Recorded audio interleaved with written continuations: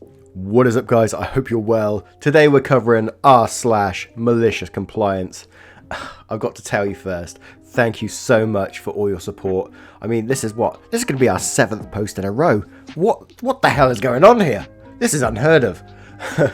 Thank you so much for all your love and support that you've given me since returning. It's been absolutely insane, and I can only say thank you, truly, from the bottom of my heart. It really means the world. If you're new here, we're a community-based narration channel, and if you like the content, why not consider hitting that like, that subscribe, and maybe that notification bell. And with that being said, let's get into today's stories. Much love, guys. Our first story is from Clever Name Podcast. Sorry, I'm not a courier. I work for a large shipping company in Canada.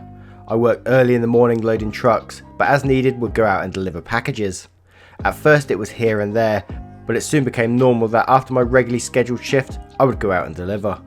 This wasn't a requirement of my job. I was basically doing it as a favour because it looks really bad on managers to have packages go undelivered, and I thought it would look good on me. I did this for a few years without any issue. One winter, one of the drivers at a different depot slipped and hurt himself while out delivering.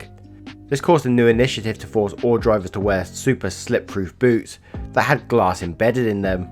These run at about $250. All of the drivers receive vouchers that would cover the cost because they are requirements of doing the job. When I went to the manager to ask if I would be getting a voucher, he replied with, "No, sorry, you're not a courier," and walked away. I went and told the other employees that were in a similar situation to mine, and they were pretty displeased. The next day, as usual after my shift, the manager started telling me the things that I would be delivering that day. I waited for him to finish and responded with, "Sorry, I'm not a courier." He looked very confused, like he didn't remember our conversation from the day before. So I explained that I wasn't going out to do delivering because I wouldn't have the proper safety equipment. He had that "I just smelt a fart" face and just looked at me for a second. He said if you just work a few extra shifts, then you could afford to buy the boots yourself. I was actually stunned and I didn't know what to say, so we just stared at each other for a minute. I eventually replied, sort of laughing because how ridiculous this is. "So you want me to work without safety equipment you made mandatory until I can afford to buy it for myself?" He scoffed at me like a 14-year-old girl and walked away without an answer. A few others followed suit, and when the managers asked them to go out delivering after their shifts, they replied with, "Sorry, I'm not a courier."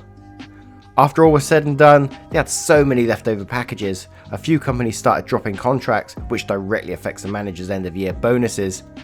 They ended up having to give a promotion to a lot of the workers that were doing double work for half the pay to cover all the backlog. So we all ended up getting paid more to do less, and best of all, we finally got our safety boots. LOL. That manager was treading a super thin line though. I mean, that they were sending people without the safety boots that they made mandatory. And then if you would have fallen over and hurt yourself, that would have definitely 100% come back on that manager and the company itself. So they could have been in for big trouble. That manager shouldn't even be in that position anymore. Wow. Our next story is from Cod Funk. Follow hospital policy. The patient must be brought down in a bed. I've only ever viewed Reddit on my phone, so I don't know what it actually does to formatting, so be warned. I'll put a TLDR at the end. I work as a wardsman, aka porter, in a private hospital in Australia. Now you don't need any training for this job, so we're pretty much the least qualified people at the hospital, in an industry where there are a lot of qualified people around. Doctors, nurses, radiographers, etc. I think it's because of that I get a lot of run-ins with staff/patients who think I'm stupid because I'm just a wardsman, or it could be because I have a face like a stunned mullet. I went to pick up a patient from the ward to bring them down for an ultrasound. Department policy requires us to bring the patient down in their bed for the exam. This is a recent change and was done because so many patients aren't very mobile and require a lot of assistance, and the sonographers don't have the time getting every patient from the wheelchair to exam table if they have low mobility. So the policy was instituted, ultrasound patients to come down in their bed. This patient, however, was coming down from the maternity ward, and our hospital recently started offering double beds so partners can stay with them overnight. The issue with the double bed is they don't fit through a lot of doorways, especially in the older section of the hospital. So like the thoughtful young man I am, I fetch a wheelchair. I chatted with the patient and the nurse to make sure they were all well enough to come down on the wheelchair. Everyone was happy. The patient was very mobile and was able to get up out of bed and walk the length of the room to the wheelchair unaided. So I think to myself, I don't have to worry about this new policy because I know the reason behind it and the patient won't be an issue. I wheel the patient into the waiting bay just as the sonographer walks out of her exam room and she notices me bringing her patient down in a wheelchair and not a bed. She went off at me in the middle of the waiting room in front of a couple of nurses and patients. How I should know better, this is a waste of her time, policy is policy and you don't mess with policy, especially if you're just a wardsman. All in all, she seemed a little upset. She told me to wheel her back and bring her down in the bed instead. She had not let me get a word in during her tirade to explain, and her command had a sense of finality to it. So I took the patient back to her room and asked if she minded I took her down in the bed.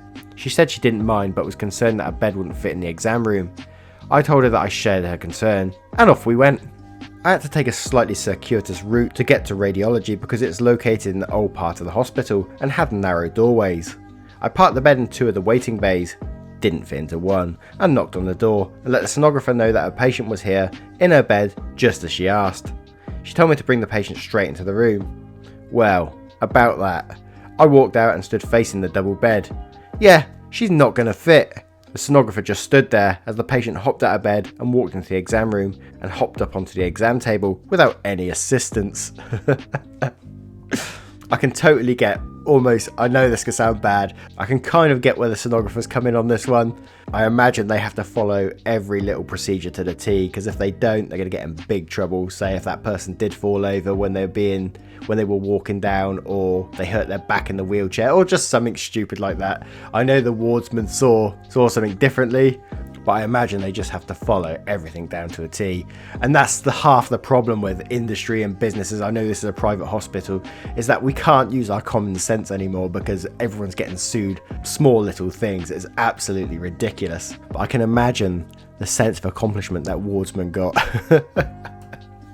Our next story is from Arriven. Sorry mum, of course your son can't try the 7M SHU hot sauce. I work in a hot sauce store in a busy outlet mall.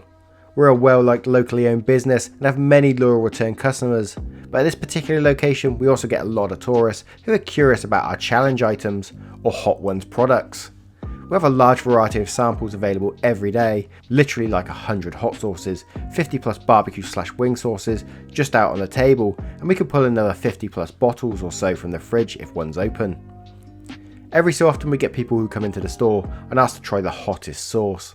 They love jalapenos in their burritos and have eaten habaneros straight, and they're ready to enter the ring, swallow some sauce and gain the admiration of a couple of friends and bystanders at the cost of a stomachache. We usually try to guide them to the 10th hottest sauce in the store, burn them with it and move on to something mild or medium suited to their taste. Today, while I was selling items to people who were actually paying for things, a 10 or so year old boy enters the store. I always get wary when children enter the store alone because it's full of glass bottles. They usually dart straight for the shelves and pick something up, but this child came barreling towards me like a bullet. While I make change for a couple buying some sauce, he calls out to me, "Excuse me," in a horrendous whiny pitch. I ignore the rude interruption and continue my conversation with my customers. He parrots it again 12 times or so, back to back, as I thank these people and get them out the store. Finally I turn to him. "How can I help you?" Where the fuck are this kid's parents? "Hi, can I try the hottest sauce in the store?" Not this shit again. I'm not dealing with this. Not with a 10-year-old kid. I explained to him that the hottest sauce on the table is the Hellboy, Right Hand of Doom. It's spiked with 6.66 million Scoville extract, and honestly, if you're not experienced with this kind of stuff, more than just a tiny bit can really mess up a good part of your day. Take my word for it.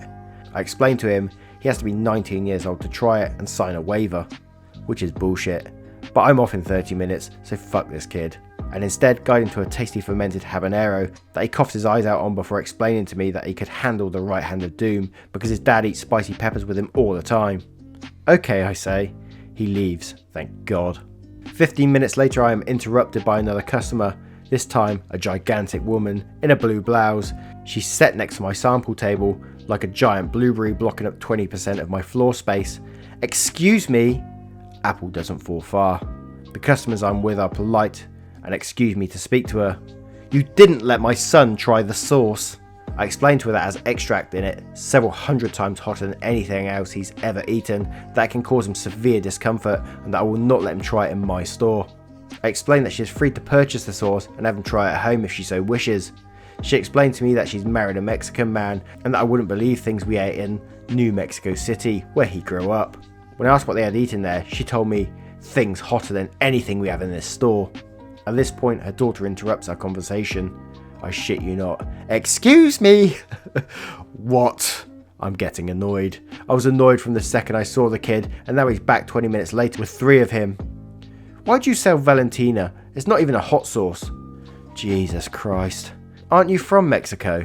It says fucking salsa picante on the goddamn bottle. It's $5.50. I'm off at 6. I've had enough. How about this? You can try the sauce, and if it's as mild as you think, I'll let him try it. She agreed and grabbed her sample stick. I reached for the right hand of doom and unscrewed the cap. Its nuclear aroma sending memories of aches to my stomach. As she goes to dip the stick into the sauce, I warn her to only take a small amount. She grins at me and dips the stick all the way into the sauce. Trap card, bitch. She slaps it in her mouth. Immediate, she looks uneasy before she throws herself into pure agony. She is coughing, swinging her head back and forth, trying desperately to speak, but she cannot muster any words. She dropped her sample stick in all the chaos. After a solid few minutes of coughing and dry heaving, she manages a single word. Water! I explained to her that water won't help her now. My relief walks through the store just in time to witness the finish. She tells me that the only reason she is coughing is because it went down the wrong pipe. She then immediately vomits into our garbage can. She apologises for spitting up, like she didn't just rocket launch half a litre of chum into my trash can and then leaves without saying anything else. I tossed out the trash with a smile on my face and clocked out. Oh, I really love the way this one's written. I love hot sauces, but I know my limits. Someone bought me a hot sauce from the US once. I think it was just literally called poison or something. Could have literally been poison, someone trying to kill me. But I tried it and I couldn't breathe. I couldn't talk. I couldn't believe a hot sauce could do that to you. And right on that day, I found my limit. But why would someone want their 10-year-old kid? Just because you're from Mexico, it means you're immune to all hot sauces. What the hell's that sort of attitude? Maybe they are, I don't know. Anyway, guys, as always, thank you so much for being here.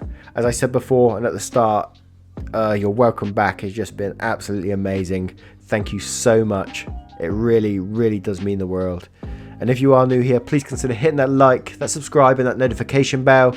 And with that being said, much love, take care, and goodbye.